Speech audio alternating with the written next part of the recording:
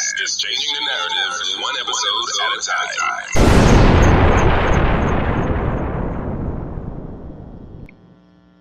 Hello, hello, hello. Welcome. Wow, such a great monumentous time to be alive, let me tell you. So you already probably know what I'm happy about. But to everybody tuning in right now, wherever you're at in the world, welcome to the Narrator podcast, and I'm your host, your brother, like no other, Halsey Allen. Welcome all my narrators. The Narrator podcast is the home of original people peace, reciprocity, and positivity. So, welcome to the Narrator podcast. This is a live edition of the Narrator podcast. My narrators, they already know the demonstration. So before I present the content, I'll give a brief overview of my podcast and my content to all the newbies tuning in right now before diving into the content.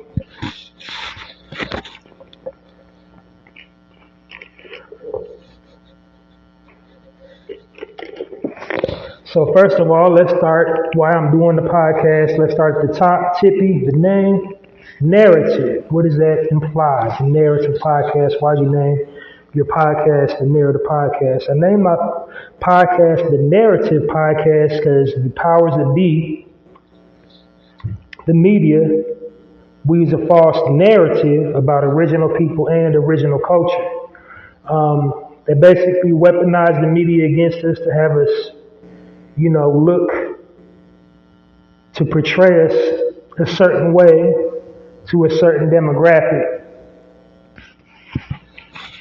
And so what I want to do to offset that is to design my own platform where I'm showcasing and highlighting us at our best, instead of, showing us as an alternative to showing us, down bad, living how they say we live and acting how they portray we act. So, basically on this platform, what I do is I uplift and edify my people and, tell our stories correctly. Thus, the Narrator podcast was born.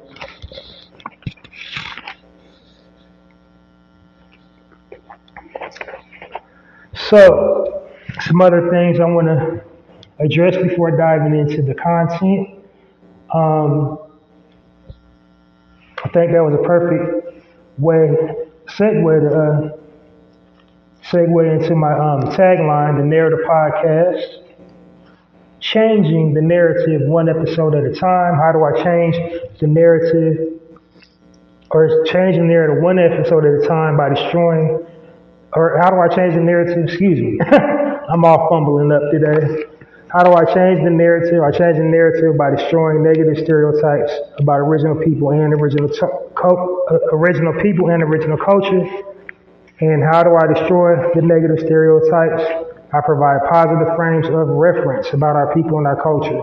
And that's what my entire podcast is dedicated to, is dispelling and dismissing, all these negative stereotypes and stigmas placed over us by the powers that be, by just, showcasing and highlighting us at our best. So the key takeaway I want people to get from this content, if nothing else, is how important it is to share positive content about original people and original culture. I'll get to the original part in just a sec. So, because as I said, the media, they weaponize the news against us. They just constantly bombard us with negativity. They constantly bombard us and people outside of our culture. References of us killing each other, us being violent towards each other, us being criminalistic, us being amoral, and us being, downtrodden and subservient. So, that's why we always have to level the playing field by sharing positive content on all platforms that you occupy. Because we're living in the digital age, and these times, the times we're living in now, people, gather information based on, what they see online. They study and dictate trends, and, they associate, people's ideals and beliefs and value systems and who they are as a person about what type of content that they're posting online. So just imagine us as a people, because remember I told you that people outside of our culture, all the frames of reference are given to them about our people that ain't never been around us, they don't know any of us. All they know is what they see on television, what they hear in the music, read in books, and it's all negative. That's all the frames of reference they're giving. So just imagine we're occupying our space and we're feeding into the negative stereotypes. We're posting, gang culture, pimp culture, whore culture, thought culture, F-boy culture, gun culture, drug culture, any negative stereotypes and stigmas that embody the perception that the media portrays about our people. Just imagine, what people outside of our culture are going to think. Like, oh, it's true that, that they all do this, and it's true that they all do that.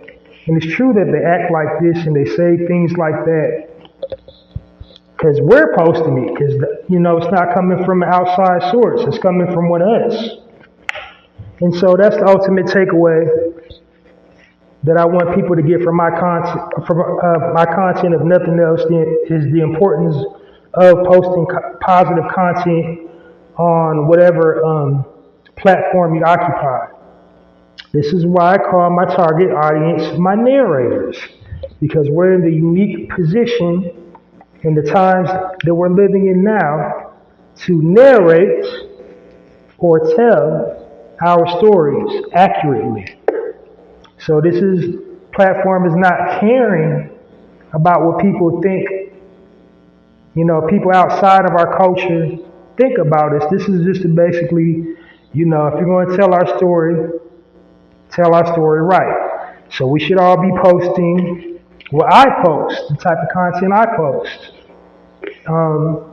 Stories that depict us in a positive light. We should be, posting stuff indicative of a good community.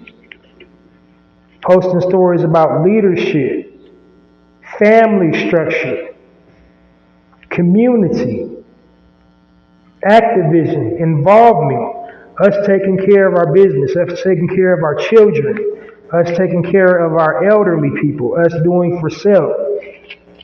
That's what we should be posting and celebrating online, not, celebrating and posting and embracing the foolishness. I mean, you're a grown man, you're a grown woman, you can post whatever content you want to post online. It's your platform, you can post whatever you like.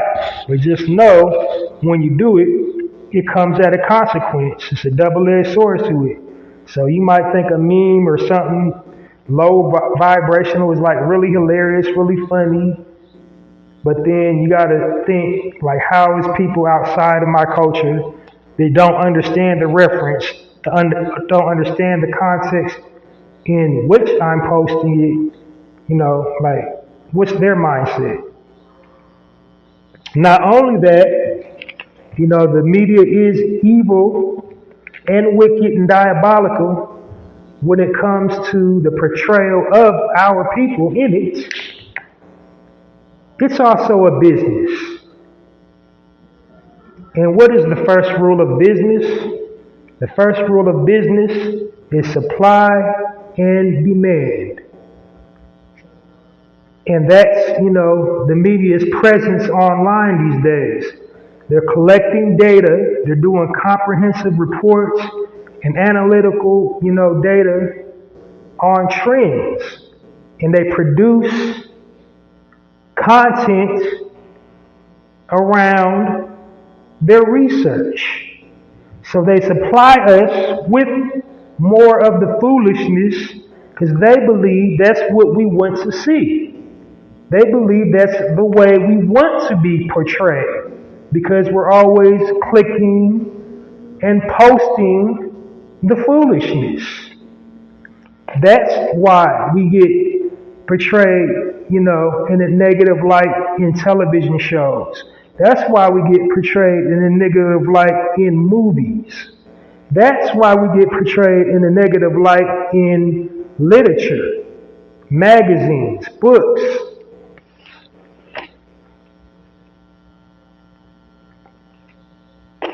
Radio.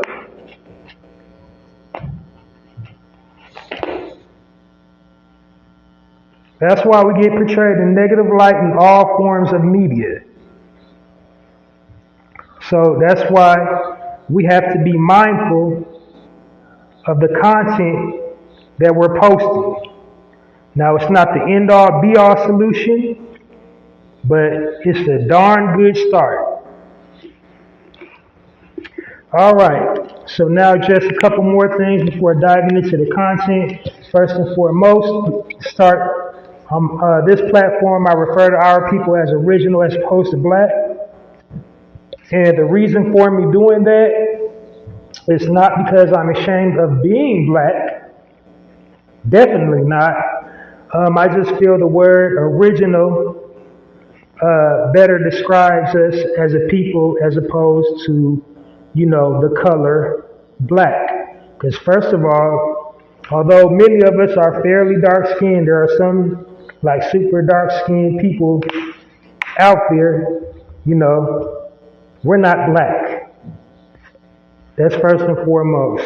We've got all types of different, flesh tones. And black definitely isn't a nationality. But moreover, the word black in reference to our people has been colonized. Because we were and are the original man and the original woman of this planet. Before anything was, we were. And knowing this, we originated the written language. We originated the spoken language.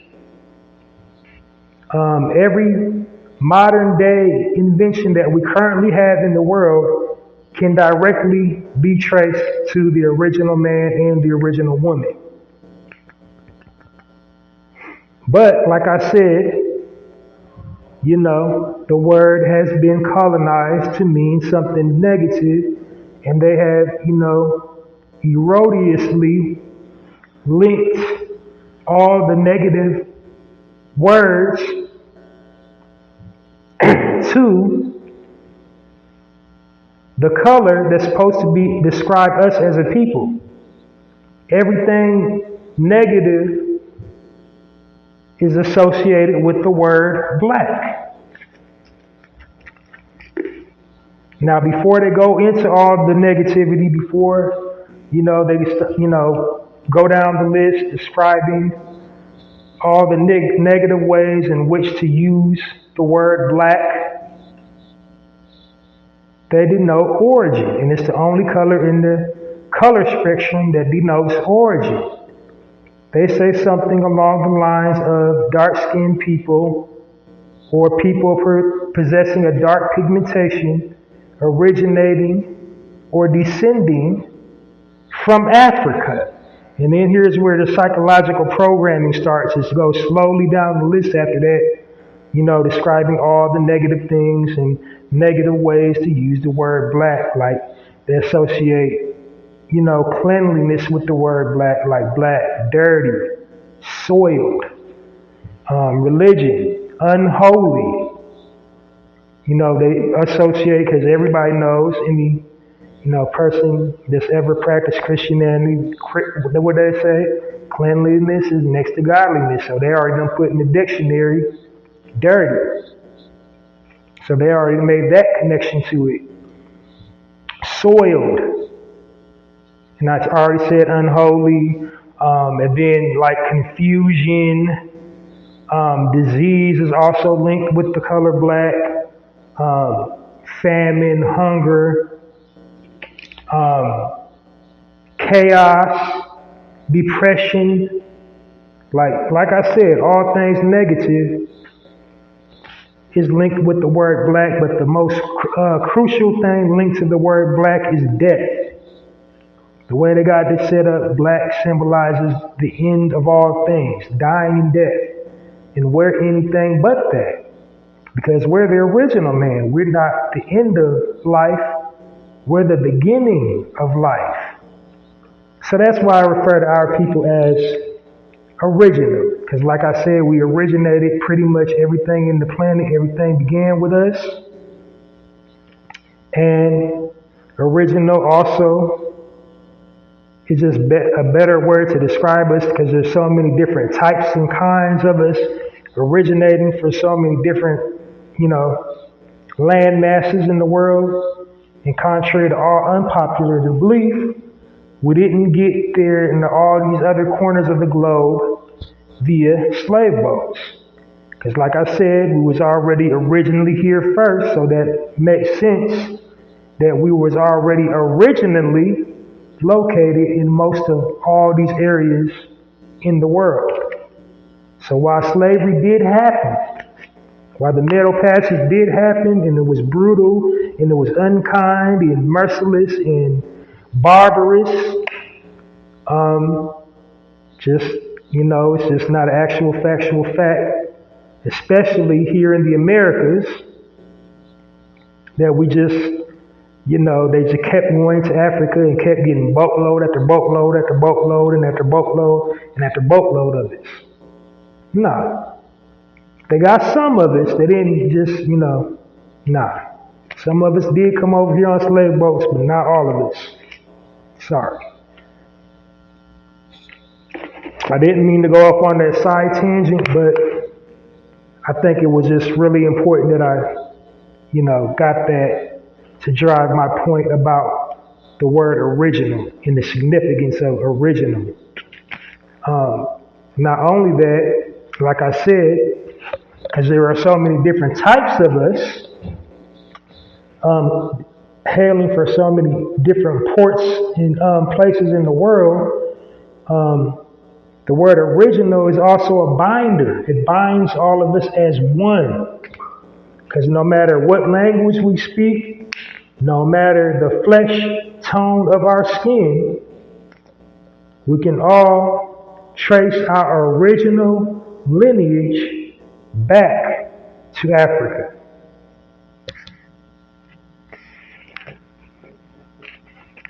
And then, mind you, the geographic landscape of the world changed so many times throughout history. Just be mindful that it wasn't always in the same place that it started out as well. But we can all trace our lineage back there. That's for sure.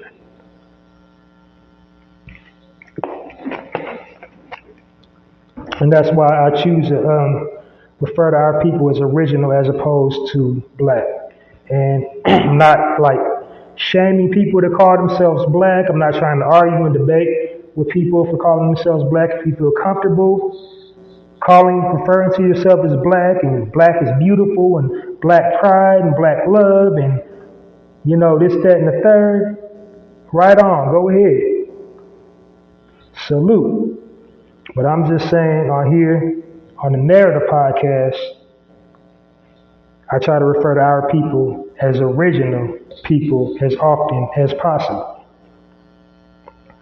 One last little misnomer before diving into the content this evening. I tried to make this podcast time sensitive, so I try to keep everything brief and to the point. When I first started podcasting, I had no idea what I wanted to talk about, what I wanted to focus on. So I had to take a little step back and just examine my platform and think to myself, what is it that I'm trying to do in this space that I'm occupying? I said I want to put the knowledge out, and I want to uplift and edify my people. And, so from that point forward, I adapted the KISS formula, which stands for Keep It Simple, Silly. And basically, I want all my content to be fluid and flow nicely and to be concise, have a good, clear starting and stopping point from each subject that I want to touch on. And I'm not going down rabbit holes, and I'm appealing to, all intellects, no matter what, level of intellect you're on. You can keep up with this content. And then also, because it's time sensitive, you don't have to clear your entire schedule to, catch up on my episodes. If you missed the episode here, a day or two or whatever, you can just easily catch up. So I don't want you to have to clear your entire schedule if you miss an episode here and there. So in closing, I don't want to shoot over people's head.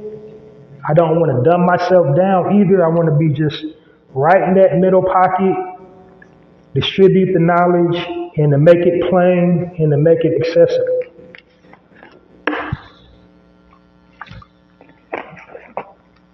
And definitely be that positive frame of reference when it comes to our people and our culture. I don't engage in gossip. I don't engage in rumors. I don't try to kick brothers and sisters when they're already down. I don't try to promote that on my platform. There's all kinds of other mediums you can go to for that, to do the name calling and the clap back. I don't, and I try to discourage against that. Because, we get attacked from all sides. Why attack each other from within? Because we're catching hell from all sides. Like we have no allies. Our only allies is us.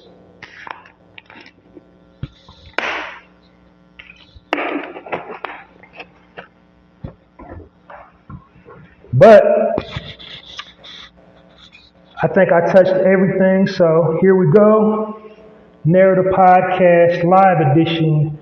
Episode 261, going in and on my live podcast editions for my new people newly listening right now, unfamiliar with my platform. On my live podcast broadcast, what I do, how I share positive frames of reference. The positive frames of reference comes to me via articles. So basically, I'm putting out positivity in the atmosphere because, like I said, all we're ever, receiving as a people is bad news getting crammed down our throats.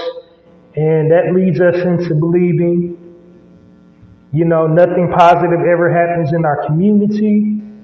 Like nobody's excelling or trying to, be positive in life. So I wanted to put out the positive frames of reference, all the time, every week, that we are, excelling and moving forward and loving each other and doing excellent things and doing for self. So I always put out the positive frames of reference via news articles that I come across. And then after I'm done with the articles, I touch on current events, whatever's trending globally or, within our community. And the purpose of me doing that is basically to control the narrative. Because the media have us looking and sounding crazy. And if history hasn't taught us anything, it's taught us this. If you don't tell your own story will be told for you. So that's precisely what I'm doing tonight here on the Narrator Podcast Live Edition, is telling our own story. So buckle up, get comfortable, we going in. All right. So first article of the evening here on the Narrative Podcast. The headline reads, 12-year-old to become youngest composer of New York City Orchestra. And the young lady's name is Grace Moore. She's from New York City. New York, New York. So nice, had to name it twice. She has recently made history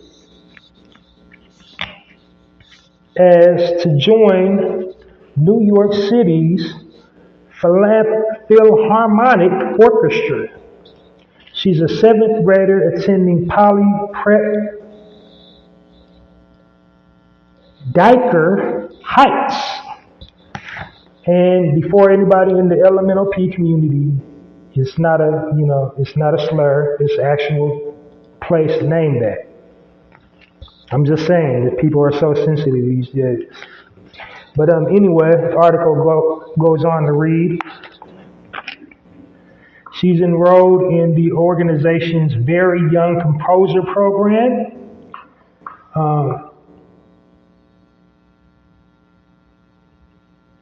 Acceptance to that program starts at age 8. The participants are taught to read and create music. The composition Grace created for the program made a world premiere in a live performance by the New York Philharmonic Orchestra in October. She started showing a love for music at the age of 2. Is there any more?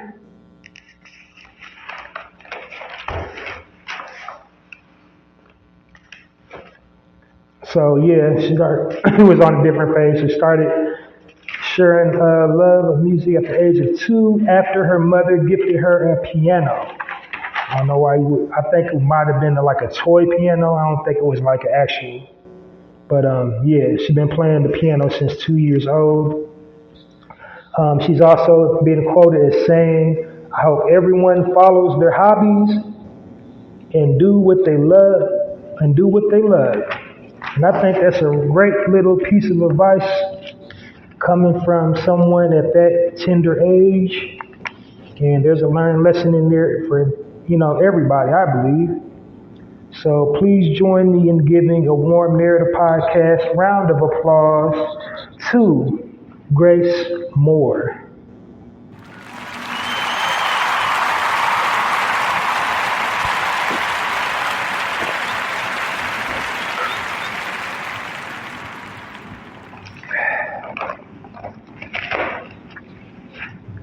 All right.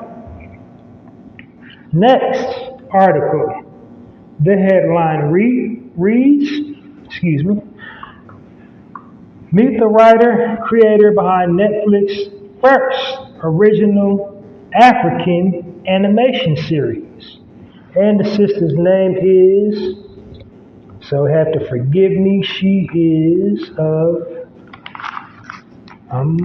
where is she from? Zambia. So she's, what it would be, Zambia in Africa. So if I kind of mess her name up, hey, she's from Zambia. Malinga.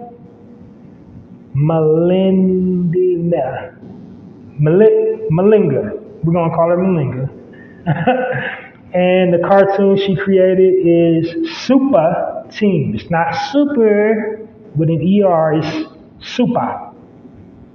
Get it? Because it makes sense because she's from Zambia. So, Super. It's Super Team.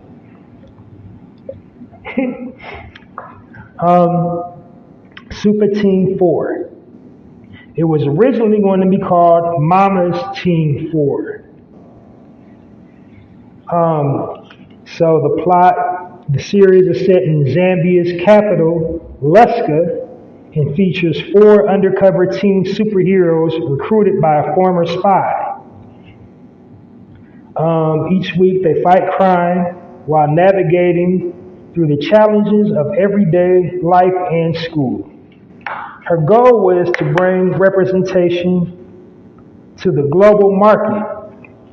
She originally pitched the show in 2015 to a Pan-African talent search show by the name of Triggerfish.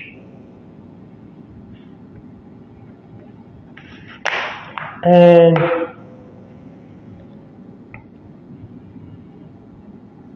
that's basically a African version of Shark Tank. So she was the contestant winner, and they gave her the money to, get everything she needed for production costs and all that. And eventually it landed over on Netflix, and it's currently streaming on Netflix now. So if you have a young lady, you got a daughter or a niece or a little cousin, go hit that up on Netflix and support Malinga and her Super Team 4. Let's give a warm narrative podcast for Malinga and Super Team 4. Now streaming on Netflix. Go check it out.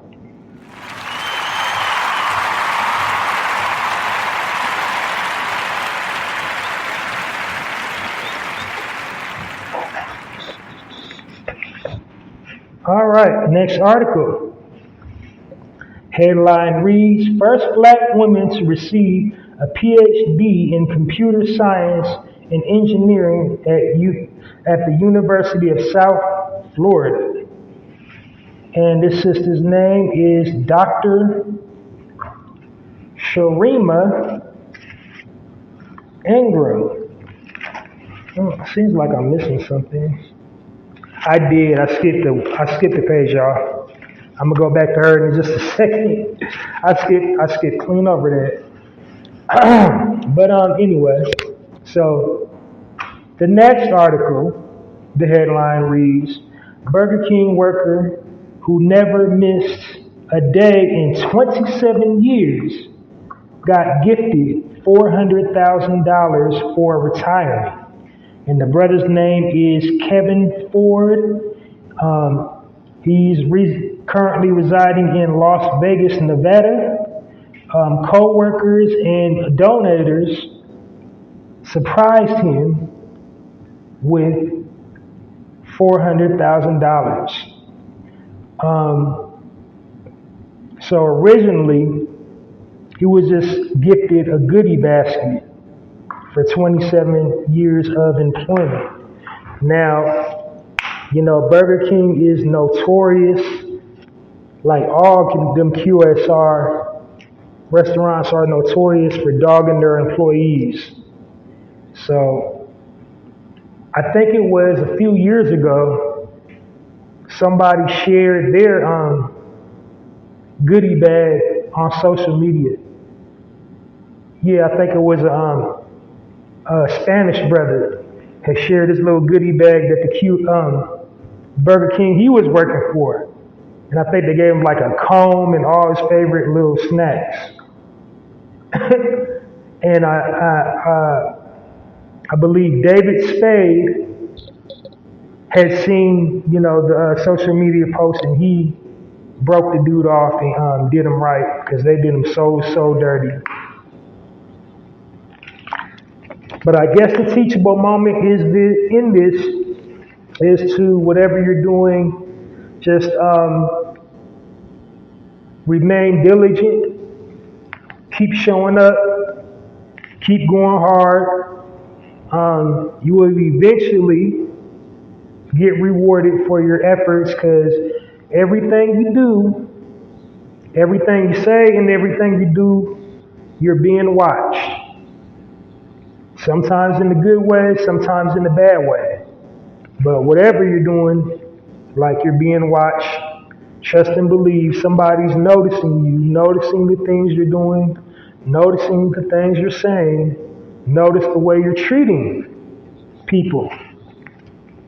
So you will get, rewarded accordingly. You'll get the karma back according to if it's righteous or if it's foul. Now, if you're living righteously, you will eventually be rewarded. If you're living foul, you're going to get rewarded. You're going to get what you deserve. You're going to earn what you deserve, one way or the other. But this brother definitely showing up to a job like that, 27 years, never missing a day, so no sick days, no like going to the club trying to fake like you just you got the flu when it's really you're hungover.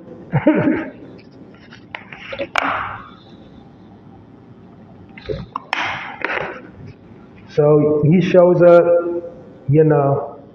and the picture of him, he looks so, people have turned humble into a bad word now, but humble is not really a bad word. Now, if someone humbles you, that can be bad. But if you carry yourself with an air of humility, then that's not a bad thing.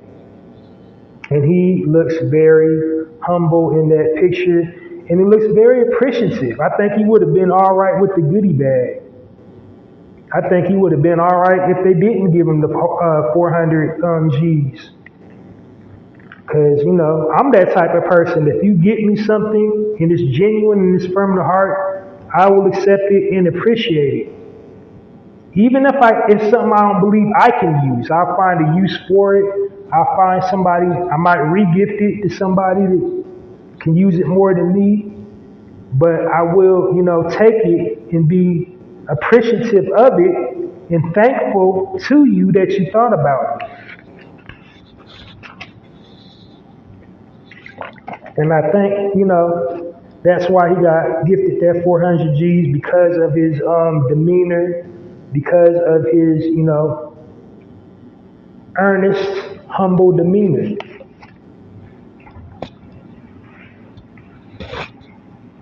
So join me in giving a warm narrative round of applause for our brother Kevin Ford.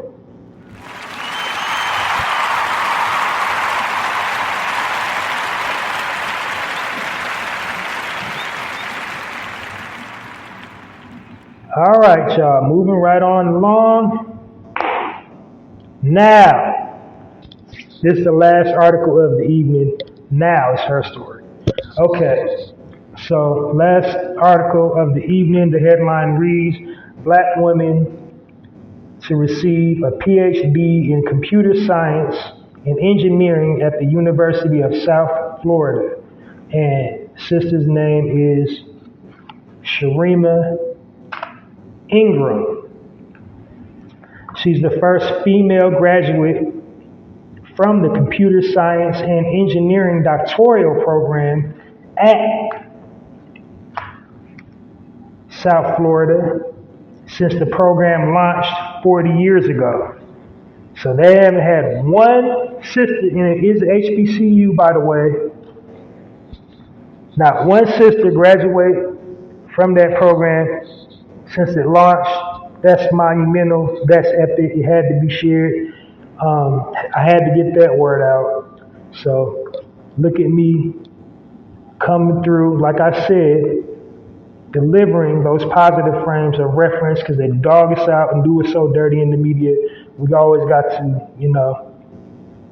showcase and highlight ourselves at our best and celebrate, everything positive that we got going on. So that's definitely a positive accomplishment we should all feel proud of. Somebody, a female, showing us that it can be done. And make no mistake about it, this is a technologically advanced world we're living in, and you need to know about computers. Unless you plan on, moving off the grid, you need to know about computers. You don't have to be a computer whiz. You don't have to know how to, repair computers, how to custom build computers, but you definitely need to know how to operate one. There's a whole lot of our people that don't know how to send emails. There's a whole lot of our people that don't even know how to turn on a computer. A whole lot of our people that only uses the computer to buy stuff. To buy stuff like, clothes and food. But you need to know the core basics. You need to know how to email. You need to know how to do something in a Word document, how to create a spreadsheet. You need to know how to do something in Excel. You need to know how to do perform one operation in the Microsoft Operating Starter Pack. And we're living in an age where there's no excuse for it, because you don't even need to go to college. Now you can just go to YouTube and find a tutorial on something.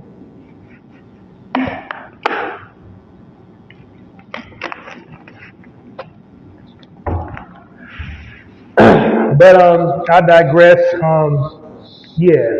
Join me in a warm narrative round of applause for Dr. Shamira Ingram.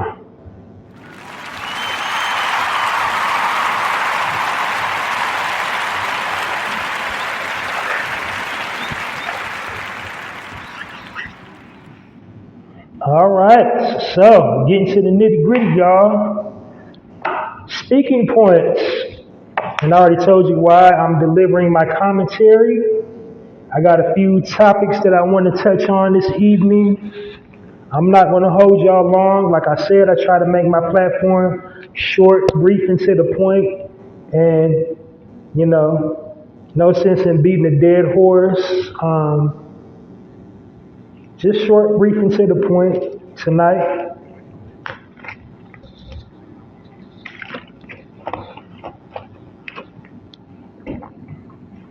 So what's going on in these streets? So our brother, Neo, actor,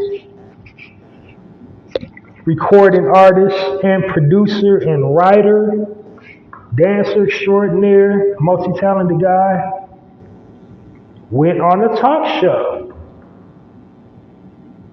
and got asked his opinion about,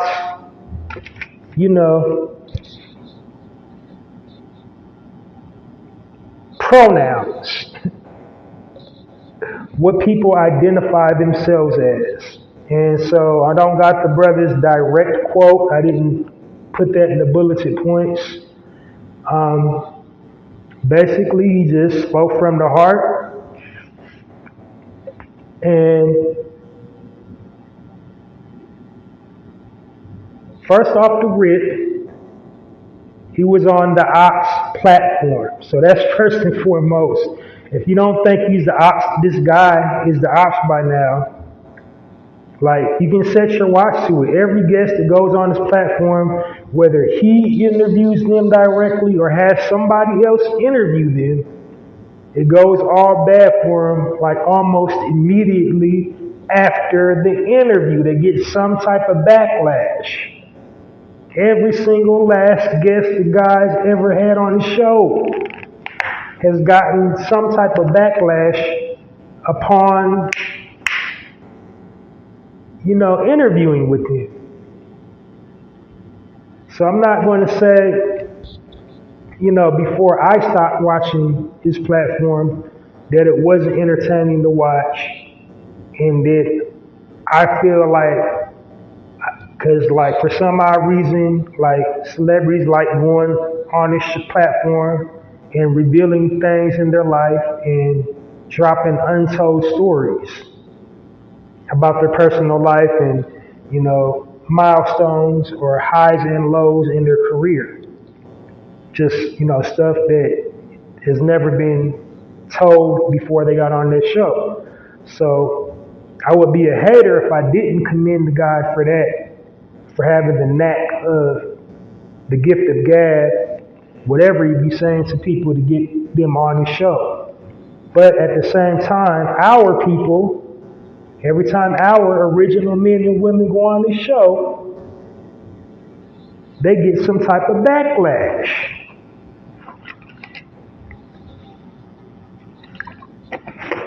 But the guy, it ain't no secret. Like if you saw the interview, you know it's a Vlad TV interview. Now DJ Vlad himself did not interview Neo. He had a co-host that he does from time to time. I had stopped watching it. I think he was having the comedian Lou Nell interview people like right before I stopped watching. But so this female was interviewing him, and the only reason I know the story is because it went viral. It was just like, you know, when you get your alerts, it's all up and down timelines. And go back and watch the clip. And he didn't say nothing wrong. He was giving his unsolicited opinion. Even throughout the interview, he said, you can be whatever you like. You can do whatever you like. You can dress how and act like, you know, whatever. He gave it like a little, what do you call it? I guess a soliloquy. You know, if you want to call yourself a goldfish, you can call yourself a goldfish. But it becomes my problem when you try to make me call you a goldfish.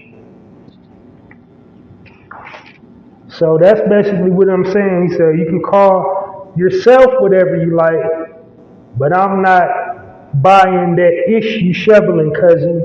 You're not going to make me call you that.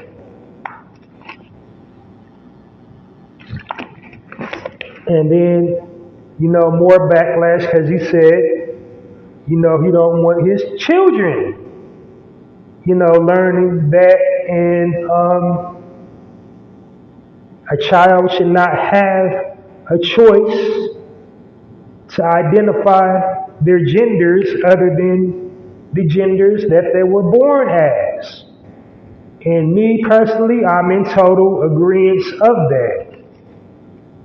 And for the simple reason, because a child doesn't know anything yet. Child don't know nothing. Like, we seen it. One day your child's interested in this. Then tomorrow they're not. Then one day they're interested in that, and then tomorrow they're not. So just imagine your 8, 9-year-old child says, I don't want to be a boy anymore, mommy. And then you like let them get the surgery at 8 or 9. They don't know nothing at that age. Same thing with a girl. I don't want to be a girl anymore. She starts taking the pills, and they sew a little sausage on her. Like, you know what I'm saying? Like, when is enough enough? And I do think there are little caveats to that. Like, I think at age 18 and 19, you just got to accept it. If they're still, you know, if the guy's a boy and he's still, you know, not walking upright and doing effeminate gestures and talking with his neck and, you know,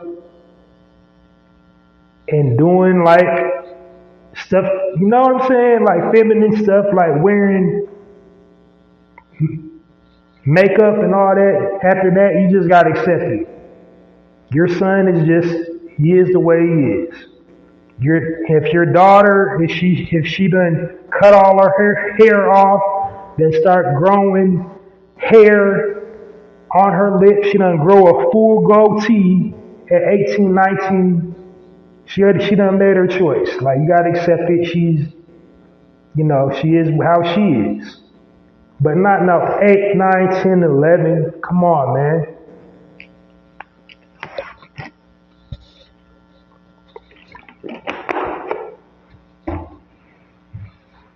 Not that young. And I feel him. That's all he was saying. And then, they get offended and try to cancel him. And so, like, I almost say never been proud of an entertainer. First off, let me back up. One thing I think we kind of get in trouble is when these entertainers give their unsolicited opinion, we take it as a gospel. They ain't no better than us. The only difference between them and us is you see them, they're more visible than we are. They're always on like television, they're always on a talk show. That doesn't make them more intelligent than you because you see them all the time. That doesn't make them, more qualified to talk about something than you are. It's just like, it actually reminds me of that David Chappelle joke a long time ago. He was talking about, they was having Ja Rule on MTV, said, he was like, I don't feel safe, Ja. It's like, come on, like, you put your trust in the entertainer that much. Do you center your whole value system? You get mad at an entertainer because they say something? Like, why are you losing sleep over that? So I get people in the LMNOP community if they want to call themselves mad, but y'all got to stop doing that. Stop canceling people just because they don't agree with your lifestyle. And another thing y'all got to stop doing is quit trying to say homophobic, transphobic, whatever phobic. Phobic and phobia, that means fear of. You're scared of something. Just because you don't condone your lifestyle, that doesn't mean I'm afraid of you. I just don't think, they're just not my cup of tea. That don't mean I hate you. That doesn't mean I'm intolerant of you. That just means, okay, you do you. I'm not with that. I'm not going to, treat you differently as a person. But I'm good on that. I don't want to see, two men being with each other, two women. I'm not, and like let that be the reason. I'm not going to go out of my way to be nasty to you, to treat you rudely, or not to treat you fairly as I would anyone else. But if you ask me a question, are you comfortable with that? I'm going to say, no, I'm not comfortable with that. Don't you like the honesty? Like, we done got comfortable lying. We done become just a society of liars. We want to all go with the truth. In hip-hop culture, they call it the player hater. Because somebody got a difference of opinion. Opinion. Keyword opinion. Opinions are subjective. They're not definitive. That just means, you like something different. That's your opinion.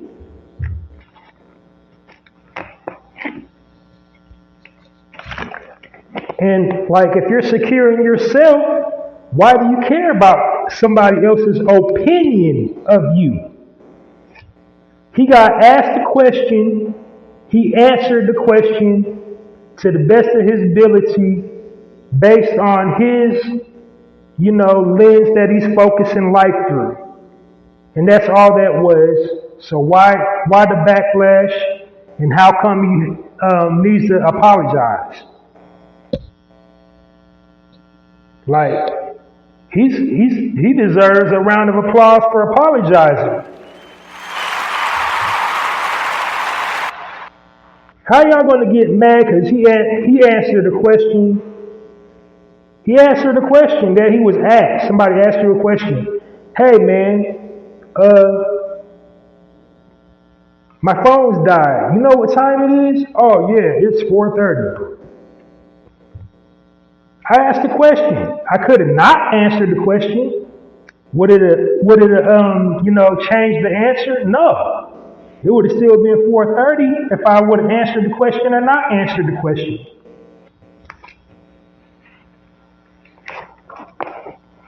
So is that going to change the outcome of how comfortable people feel around you? If they answer it or avoid the question, you want somebody fake smiling all up in your face? Y'all want to be lied to then, right? Y'all want to be lied to. You set up and condemn somebody honest enough to answer a question. Like, you don't have to support his music, but what you don't have the right is try to recruit 8 million other people to not support his music, to not support his projects because you got a personal issue, because he don't condone your lifestyle.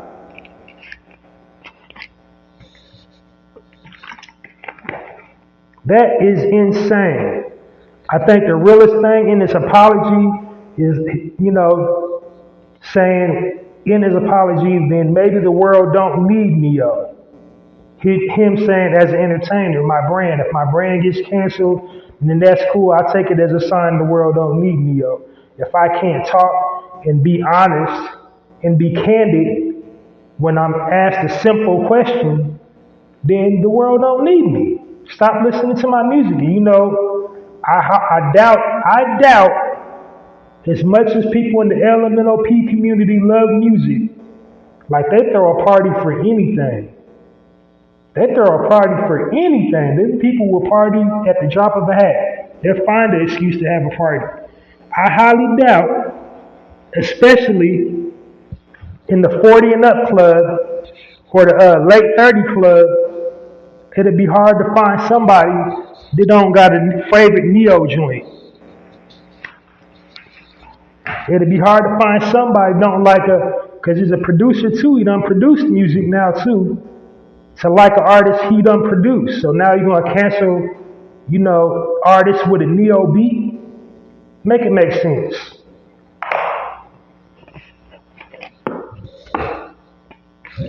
You're gonna punish people that just rapped over his beat or sung over one of the beats he produced?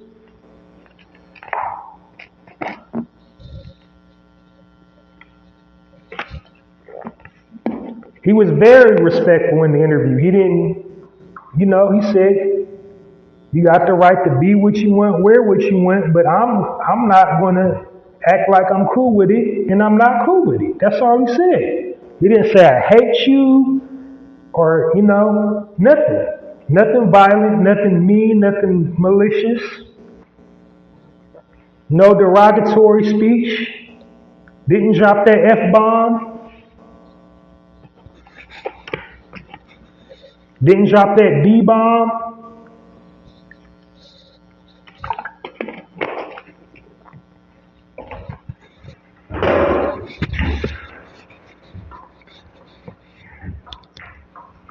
So, yeah. And like I said many, many times, it's like two facets. It's like two different elemental P communities. Like, it's like the ones that cancel everybody, and then there's like members of our community, original men and original women in that community. And those people, they don't be tripping at all. They don't got time to trip about stuff like that. They know what they are. They know what they are. They make their choice in life to be what they are. And, it ain't nothing else after that.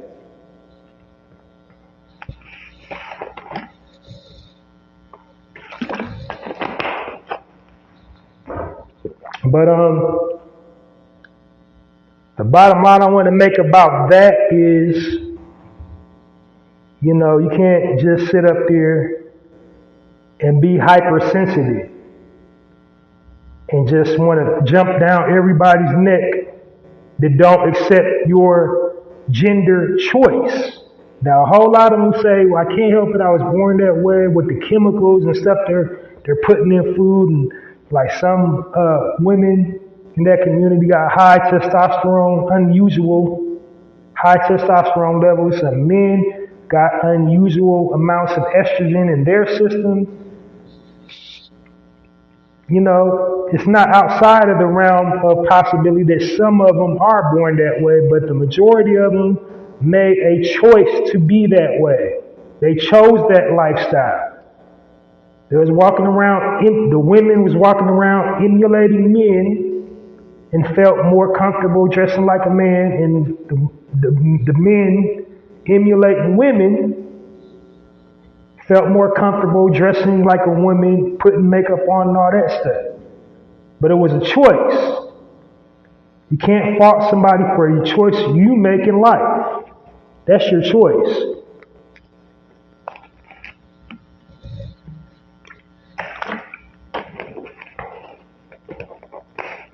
Now, what people don't have the right to do, they don't have the right to disrespect you. They don't have the right to put their hands on y'all.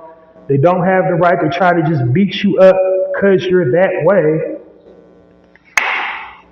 But then you don't have the right to judge other people for not accepting, you know, what you got going on. See how that's a double-edged sword? But what's off limits, what's absolutely off limits, is our children. They should not have to be subjected to it.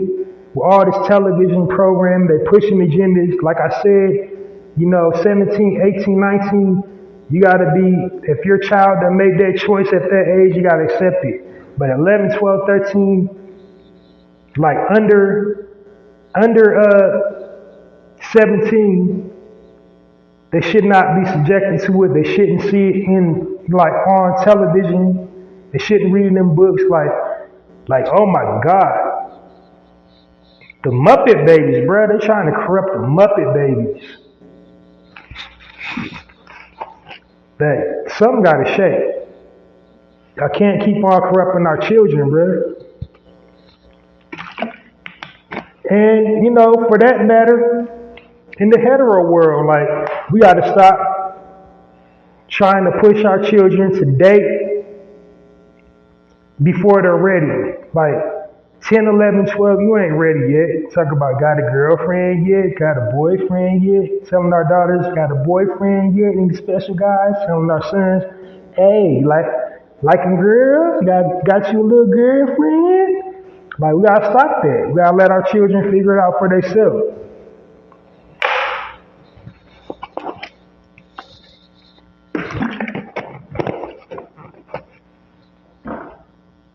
But what we don't need is like the other option on the table before they even can assess life.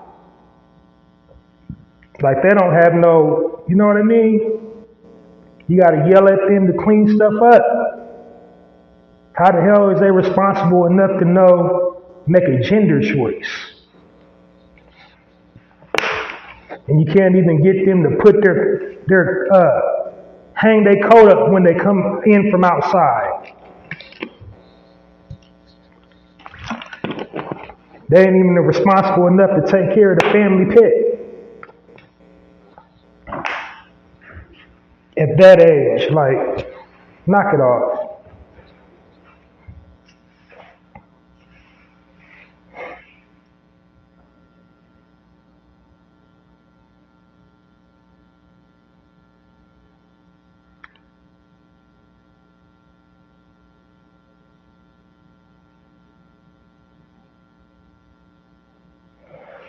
So, I don't mean to reheat hash browns, but I think I'm on the context kick here, as far as us having to apologize. Our brother James Fox, when I commented on it, I think over the weekend, I didn't have proper context. I didn't see the whole quote. And so the whole quote read, they killed this dude named Jesus. What you think they're going to do to you? And then it was like hashtag fake friends or something like that. And how are you going to gatekeep over Jesus, and how are you going to just say that's anti-Semitic? Because first of all, he said they. Who's they? Did he say specifically J words in the post? Because first of all, they're not going to let you even post it if they think it's like they got the guidelines. You know, if a word in their you know, it was on Instagram. Instagram is very strict. They're not even going to allow the post to go up if they think it's something that's violating their community guidelines. He said they.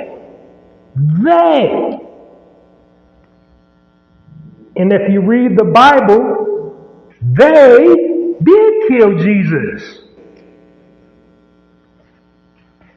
So what are you talking about? How is it anti-Semitic?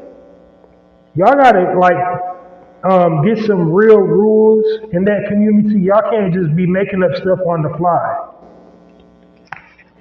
Now hell, y'all, we already can't say the J word when we already know who the original Hebrew was.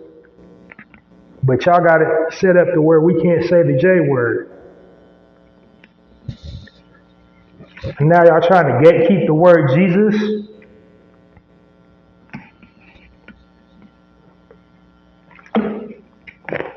We got to say tiny hat community.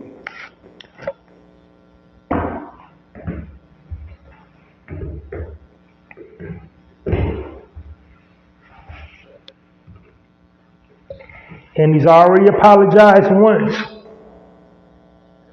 But I think some people need to owe him an apology because a whole lot of celebrities that have been reacting to his post didn't even see the original quote in its entirety. They took it all the way out of context, like that Lee took it out of context. And you shouldn't have to explain. Because how are you going to sit up there and just have a secret meeting and say something's anti-Semitic?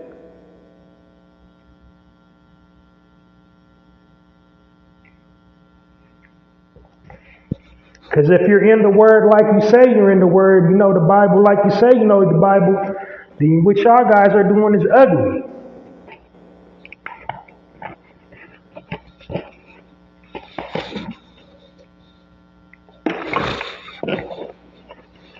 Ugly and not contemptible in the eyes of the gods you say you worship.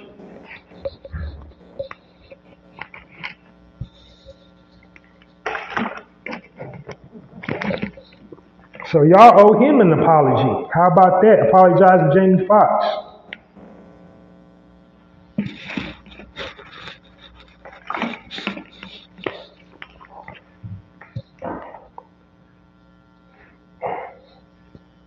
I know Jennifer Aniston, she definitely owes Jamie Foxx an apology because she didn't even read the original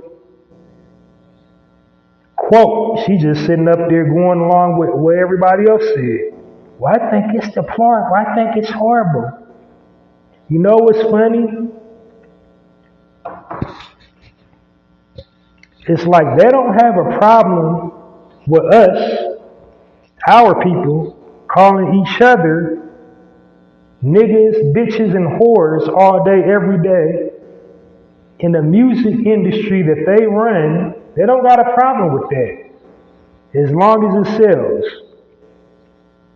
But what they got a problem with is when they think and not even have the actual factual facts backing it. Just if they feel, if they believe we're talking about them, then we immediately get canceled. We immediately get resources taken from us.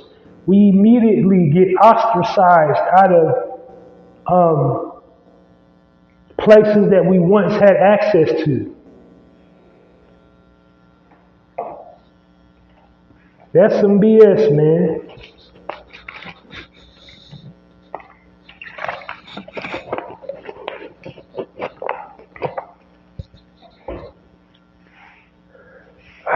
Well, that's all I want to touch on. Like I said, I wasn't trying to reheat the fries. I just didn't have the direct quote that one day. Well, my last little topic, let's talk about it. The main event of the day, it's been going viral since the 5th. Like, matter of fact, this happened after I finished my full broadcast of the Narrator podcast. I had just wrapped the full broadcast when that news broke.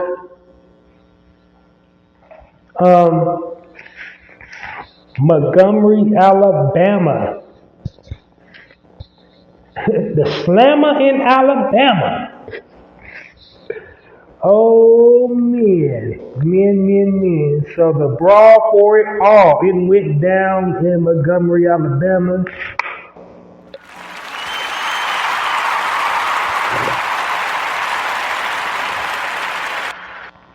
Great day to be alive, great day to be alive, great day to be alive for our people.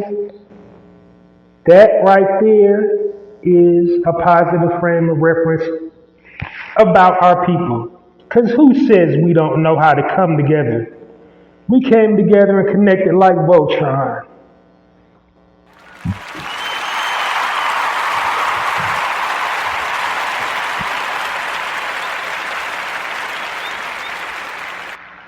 I mean, there were so many high points in that altercation.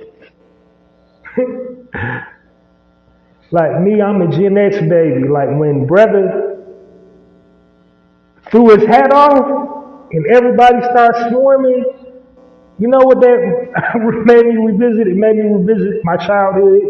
It made me revisit the 1980s Thundercats. Because remember, if you know, you know, if you watch the show, when the leader of the Thundercats, when he was in trouble, he would flash the Thundercat signal, and all the Thundercats, no matter where they was at, would come out of the woodwork and swarm on the enemy. And that's exactly what the hell we did that day. He threw that, he flashed his Thundercat sign up, and we swarmed on the enemy.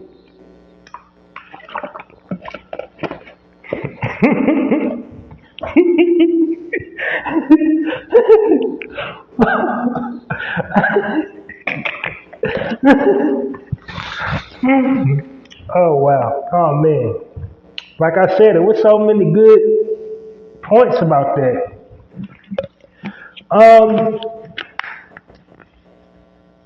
So a point that, wow.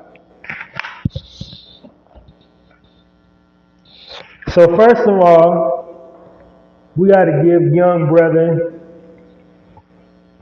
Aaron Rudolph his flowers. That was the 16-year-old swimmer. That brother saw it going down. He hopped in the water. Out of there. Swam to land. Got up, wringing wet, punching that clock, doing work.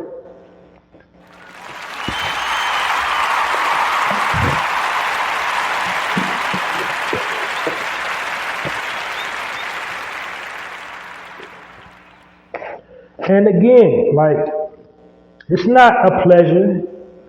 It's not, advocating violence, because it was violence on all spectrums. Now, ideally, in the ideal perfect world, we should be able to cohabitate peacefully amongst each other, whether it's within our own community or outside of our community with other people outside of our community. We're all supposed to be, kumbaya, nice and having a good time and treating each other nice and respecting each other's differences and respecting each other's space and boundaries. However, we don't live in the perfect world. We live in this world. We live in filthy, dirty, corrupt America. And that's separated on all sides. We should start coming together as a people. But we cannot come together as a people till all people are treated the same and have equal opportunity. And the most disrespected people in this country with lack of opportunity is the original man and the original woman.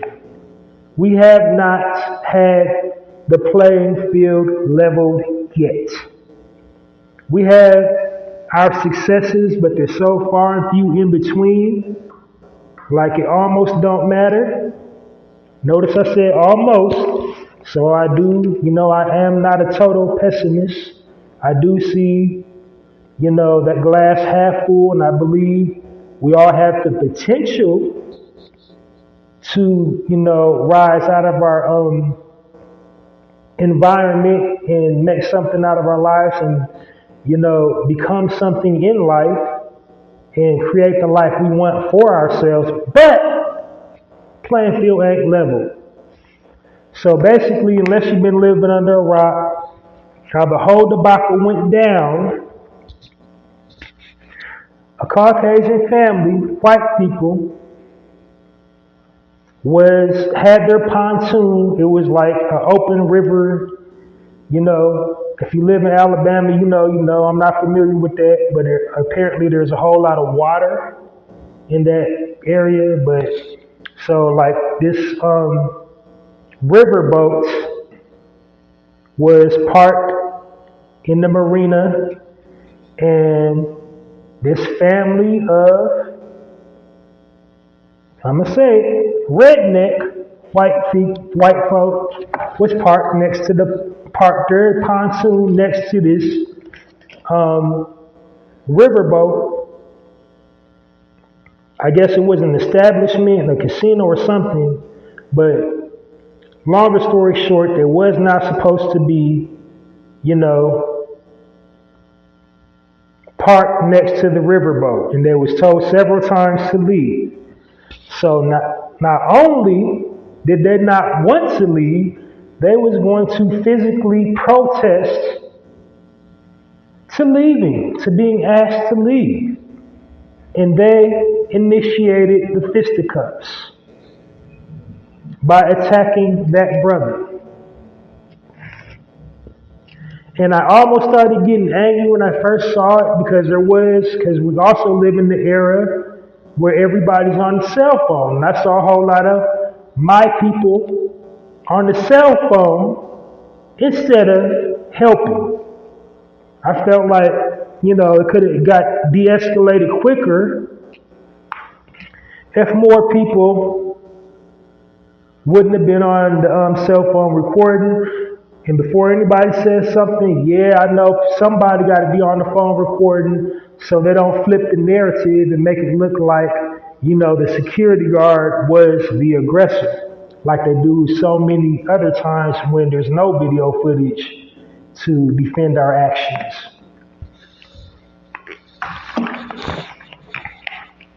But they thought they was above the rules. And there's onion layers to this because, white people, they always have black people in jobs like that to do the dirty work because they know them jobs is dangerous and they don't want to pay you right. That's first and foremost. And he was a large black man. That's why they gave him a job. He had to be brother had to be a good 6'2", 6'3", sizey. Looked like he was a little bit over 200. And, them Caucasians was not respecting his authority. They don't want an original man telling them nothing. They don't want to have us in, jobs with authority over them. And I never quit using this as an example. Like it was I think about 4 or 5 years ago. A white man got tackled by TSA at an airport. And when they tackled him to the ground, he was yelling out, "Oh my God, no, you're treating me like a black person." You know, because they look at us from the frames of reference they're given about us as lower forms of life. They don't respect us. They don't respect when we have positions of authority where we can tell them what to do.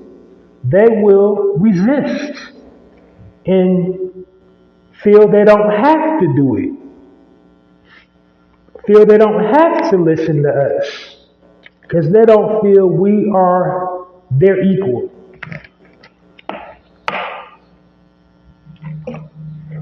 But damn it, they learned that day. They learned that day, they learned it the hard way. So that's the onion layer. Some more to that story. A little unpopular. Here's where I'm going to deliver my unpopular opinion.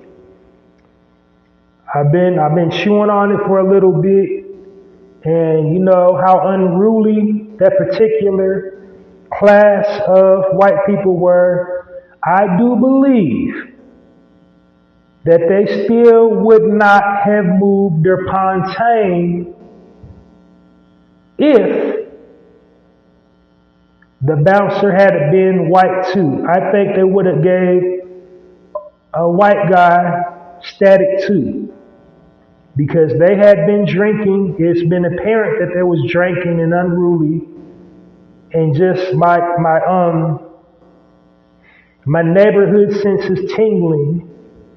I just know in that pontoon, there's probably like long necks of Budweiser, long necks of Coors, long necks of Pabst Blue Ribbon, or Michelob, and all them other redneck malt liquors. They would have been unruly to a white bouncer. They came to fight. And I also, talk about the true nature of people on this podcast. And unfortunately, warlike behavior is the true nature of those people. To behave in a warlike manner. To be the aggressors in situations like that. They came looking for trouble. They was lit. They didn't care who it was. But because it was a brother, they felt even more entitled to raise some hell. Because, thing about that culture down there, I'm a Gen Xers, and all Gen Xers and baby boomers, they can attest to this fact. Programming, television programs, they all had one thing in common in the 50s through the 80s. The redneck barroom brawl. That's real in that culture. They literally go out to them little redneck bars just to get in fights at the end of the night. Buy some Get Loaded and then start a bar fight. I think we seen it in the early 80s. If you watched The Dukes of Hazzard, yeah, I know I ain't the only one. Knock it off. Don't treat me like I'm the only one to watch that. My uncles hated that I watched it. They're like, let my nephew watch that. They got a Confederate flag on that damn car. And that was super militant too. But anyway, that was where else did we see it? The barroom brawl culture. 48 Hours with Eddie Murphy and Nick Nolte when they had that scene. That's really in that culture. go to bars and fight. And as down south they say, to raise some hell.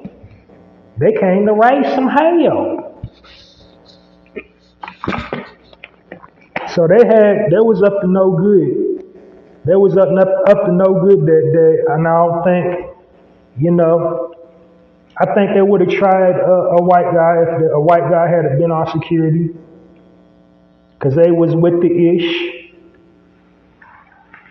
The only difference is I think the white guy would have called the police and the cops would have swarmed immediately.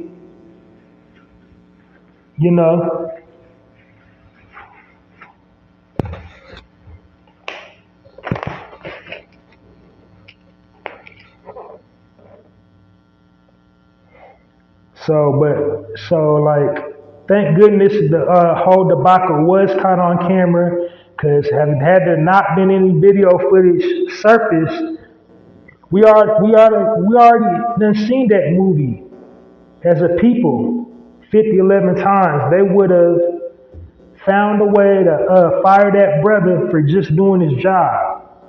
He was just doing his job.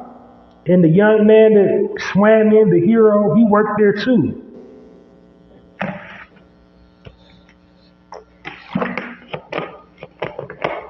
But another thing that got me kind of thinking, if we can apply that same mentality to networking with each other, if we connect like that on social media, instead of jabbing at each other, instead of dragging each other through the mud, instead of airing out dirty laundry, if we all network like them brothers networked that day on that marina, do you know how powerful we would be as a people if we pulled our resources together and networked like them brothers did that day? Like, why something tragic like that have to happen before we all as a people stand on business? And so while the internet's going crazy and applauding, within my community, like, it's funny, it's hilarious, I'm still laughing at all the memes, the seriousness is, why does something like that have to happen in order for us as a people to stand on business? Why can't we use that same mentality every single day to stand on business? Because it's war every single day. It's war every single day, and all the guns are pointed at us. Why do we have to get shot to stand on business? Why can't we every single day pull our resources together? Every single day support each other? We don't have to like each other, but definitely support each other.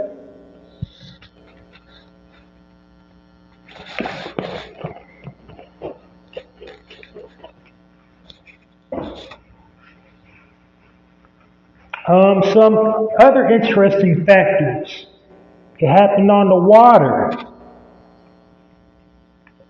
In that particular region, it was, a slave block. This is where they sold slaves. It was a slave auctioning block in that particular region. Something more interesting. A few weeks prior to this incident, the incident happened on Lake Lanier. And if you're familiar with Lake Lanier, that's an old township, an old black township that was flooded. And in our culture, what we teach, the ancestors teach us, is that spirits travel through water. So, in essence, it was the spirits of our ancestors,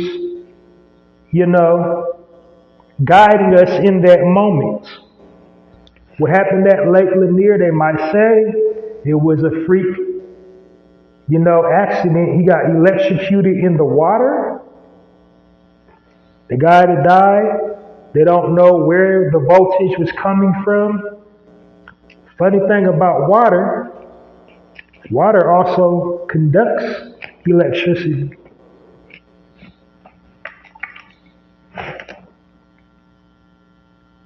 And funny thing out of our people, out of all the beings on this planet, we are the most electric. We have electricity coursing through us.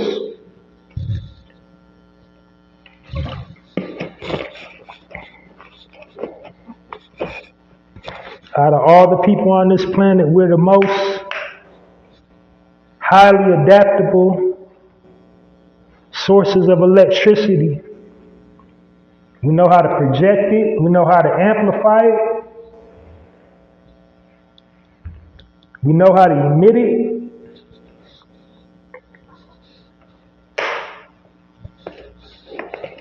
So, I mean, I can go super duper technological. I can go super duper scientific on you, but I'm just saying, like, spirits travel in water. The late Bubba Dick Gregory once said, you know, the eyes of the hurricane, if you monitor hurricane activity, they're all named after women, and they all start in Africa and then head inland through the states. And they destroy places that our people were enslaved.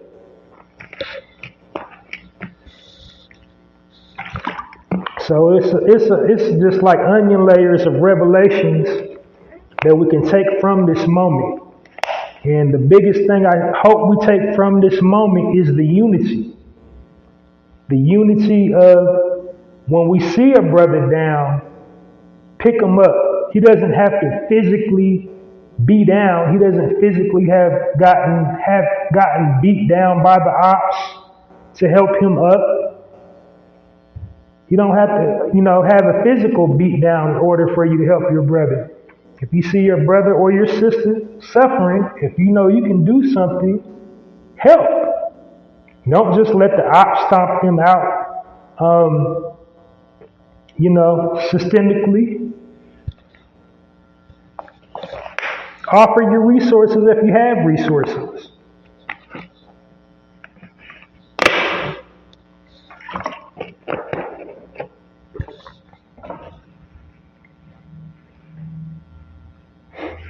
Well, that's it, and that's all for that. I think I'm gonna stick a pin in it here, but that's just all I really want to gab on tonight.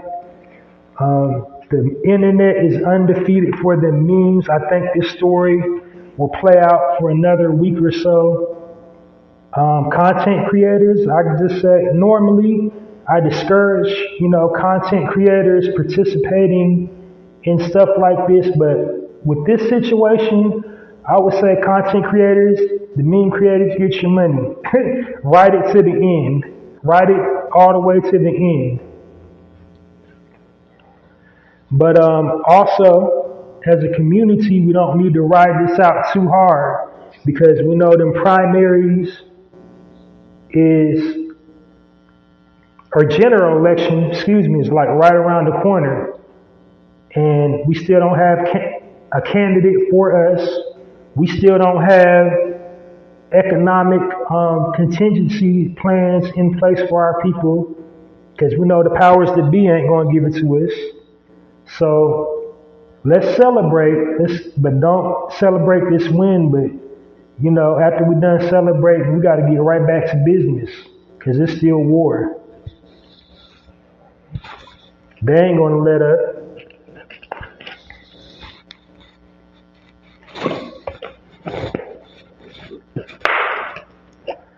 Well, like I said, that's all I talked about on that subject.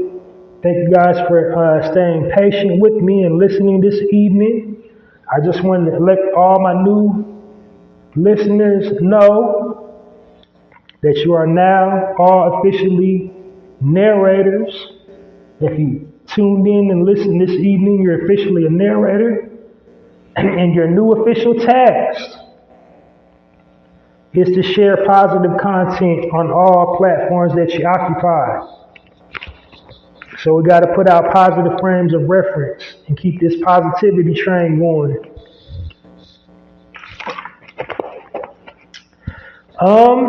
So yeah, I'm gonna put a pin in it here. Thanks for listening. This has been another live edition of the Narrator podcast. So just a word to the wise. I go live throughout the weekday. I never know what day I'm gonna have available to drop a live broadcast of the Narrator podcast. But you can always just tune in regularly wherever you get your podcast from. Follow me on YouTube. I'm Halsey Allen on YouTube. Click your notification bell, or subscribe and click your notification bell, and you'll always know, when I'm broadcasting live because you'll get the alert. Then you can also follow me on Twitter or X. Then I'm retired the little Twitter bird. I don't even know what to call it no more. I'm Halsey Allen on there. And this platform broadcasts directly to both of those mediums when I'm live. So follow me on either one, and you will never miss me when I'm live. But I broadcast full episodes every single weekend. So tune in this weekend for a full episode of the Narrator podcast, wherever you get your podcast from. And remember to download this episode and our previously recorded episodes of the Narrator podcast, wherever you get your podcast from. I also have a personal poetry blog called Hallziespoetrycorner. Poetry Corner. It's on blogger.com, and the address is www.mrhalziesblogs.com. And my tagline for that poetry blog is Halsey's Poetry Corner. Poetry with a passion, poetry for all occasions. And when you read them, you'll find out why and how you can support my poetry blog. Is share poems featured on Halsey's Poetry Corner on all platforms, any platform that you occupy, whether it's Facebook, Twitter, Tumblr, Pinterest, Reddit, whatever, for the, those type of platforms. But if you got like a visual platform like YouTube or TikTok, you might have to actually, shout out a poem from Halsey's Poetry Corner. But definitely share poems from Halsey's Poetry Corner on all platforms. That's how you support my poetry blog. And the address again is Halsey's Poetry Corner at www.mrhalziesblogs.com. Last but not least, I got a book of poetry originally written by me, Halsey Allen. It is on poetizer.com. They have a bookstore on poetizer.com. It was a free medium that now they're charging like an annual fee for members. I don't believe if you want to browse their bookstore, they're going to charge you a fee. I think you can browse the bookstore on a free membership. But definitely go to poetizer.com, go to their bookstore to purchase my book of poetry, The Black Card. And like I said, it's written by me, Halsey Allen. Basically, it's a book chronicling, our experience as a people. So basically it's like a guide of being an original man or woman, or AKA black. And do yourself a favor, go get it It's a great read, very witty and insightful. Make a good coffee table read or a travel book, but definitely check it out. It's titled The Black Card, available on poetizer.com. Purchase your copy of The Black Card today, or get your Black Card revoked. Well, that's it and that's all, y'all. I'm out of here like last year. I'm projecting love, light, and healing energy over everything that you're doing and got going on in your life. And remember to join me this weekend for another full episode of the Narrator podcast. And download this episode and our previously recorded episodes of the Narrator podcast. That's it and that's all. Out of here like last year. Halsey Allen and the Narrator podcast. Signing off. And it's like that.